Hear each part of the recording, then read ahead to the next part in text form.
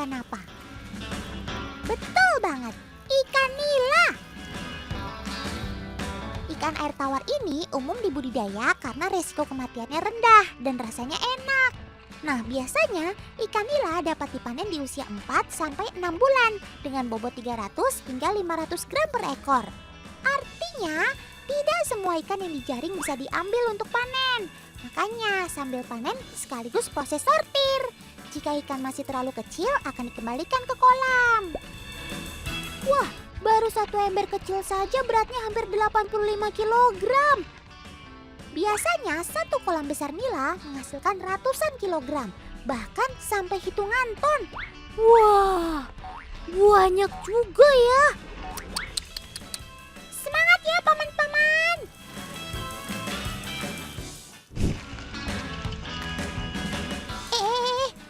Kok tadi Otan dengar ada yang bilang ikan mujair ya? Wah, dari tadi Otan ngomong masih ada kurang nyimak nih. Jadi teman di rumah masih bingung ya membedakan ikan nila dan mujair?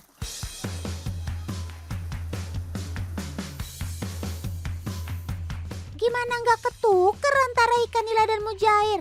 Sebab beberapa daerah di Jawa Barat seperti Tasikmalaya memiliki sebutan yang sama untuk kedua ikan ini. Nggak percaya? Kita cek langsung aja deh ke pasar. Kalau di sini bilangnya teh jair nila gitu, Neng. Nah lo, jadi sebenarnya ini ikan mujair atau nila sih, Bu? Jangan bikin Otan bingung dong. Wah, Otan jadi curiga nih. Para ibu dan bapak yang suka belanja ke pasar sebenarnya tahu nggak ya perbedaan ikan nila dan mujair? Ikan nila tuh kayak sama-sama ikan, cuma beda nama mungkin ya. Ikan nila agak besar, kalau ikan mujair agak kecil. Bedanya paling dari itu, dari colak. Ikan nila sama mujair. Kalau ikan nila sama itu apa? Gak tahu. Terbukti ya teman, kalau masih banyak orang yang belum tahu perbedaan ikan nila dan mujair. Oke, Otan kasih tahu dulu nih sedikit asal-usulnya. Ikan nila atau Oreochromis niloticus merupakan ikan konsumsi air tawar dari Afrika. Sedangkan mujair bernama Oreochromis mozambicus, pertama kali ditemukan di Blitar, Jawa Timur. Masih berkerabat dekat dan sulit dibedakan. Namun jika diperhatikan, ada beberapa perbedaan di antara keduanya. Mulai dari sirip punggung ikan nila terlihat lebih jelas dan tajam. Ujung ekor ikan mujair biasanya berwarna merah dan tidak memiliki garis vertikal yang jelas seperti ikan nila. Sirip sisi samping ikan mujair pun cenderung berwarna merah. Dan perbedaan paling jelas adalah corak tubuh keduanya. Ikan nila mempunyai corak garis vertikal yang sangat jelas, sedangkan ikan mujair tidak. Lingkaran hitamnya bahkan cenderung abstrak. Nah, kalau persamaan kedua ikan ini, sama-sama sumber protein hewani yang rendah lemak dan sama lazisnya.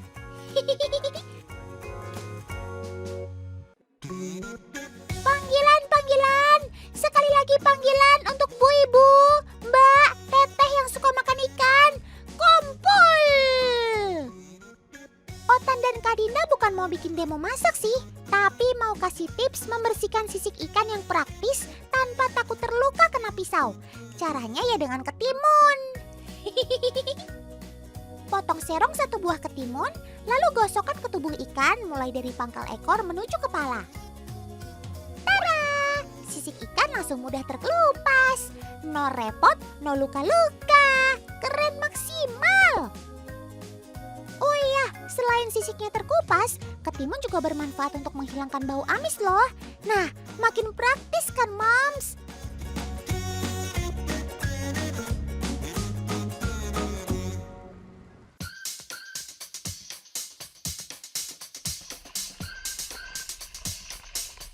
Tahukah teman, jika ikan nila memiliki daya toleransi terhadap perubahan lingkungannya?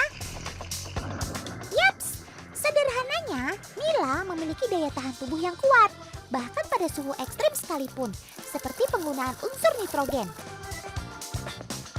Otan beri contoh pada sayur pakcoy ini ya. Sayur yang dituang dengan cairan nitrogen menyebabkan pembekuan secara instan. karena titik didih nitrogen cair mencapai minus 196 derajat Celcius. Dingin banget! Hanya dalam hitungan detik, pakcoy dapat mengeras karena adanya unsur kimia. Daun yang sejatinya tidak bisa patah, sekarang dapat hancur berkeping-keping seperti kaca. Nah, apa jadinya jika perubahan suhu ekstrim ini terjadi pada ikan nila?